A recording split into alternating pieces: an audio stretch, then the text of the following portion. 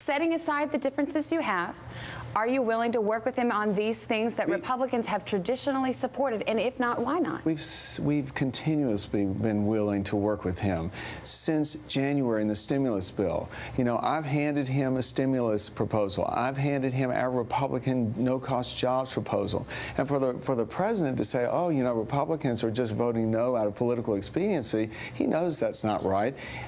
I support more clean nuclear plants. Republicans support offshore drilling, but we don't support a cap-and-trade bill, which he then followed up after he said he was for clean coal. There's a lot of inconsistency. But let's go to this here. You know, the criticism I hear from Democrats is, okay, look, he's throwing out these things to you. Here's your quarter loaf, half a loaf, whatever you want to call it.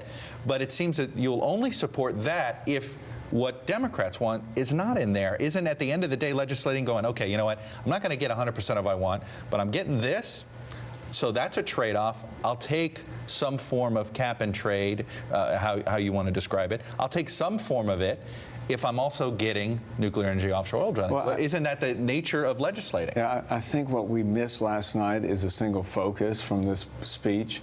Where we've got to go is jobs. The president put the words there. He said his priority is going to be jobs, but you can't sort of square that with this proposal for cap and trade. And that's the point. But wait a minute. They're going to do cap and trade separately. Let's say there's a jobs bill. It has these tax cuts, the tax cut for capital gains. It's got the small business breaks.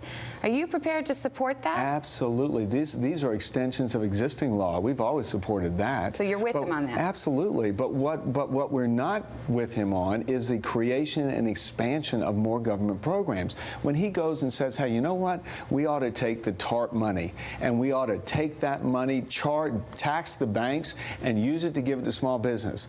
First of all, TARP was always something that was meant to be paid back to taxpayers. So how is it we ought to refocus the debate here? How are we going to help the job creators? That's the bottom line. Isn't this proposal, I understand on the issue of TARP, but isn't that proposal saying, here's some money to small business so you guys can invest and create jobs? It's supposed to help the loan. The distinction here is, Chuck, over 90% of small businesses never have had an SBA loan, and most don't want it because of the red tape dealing with the government. The real problem with small business growth right now is availability of credit. How do you square that with the president then saying we're going to tax the banks? The two are just inconsistent.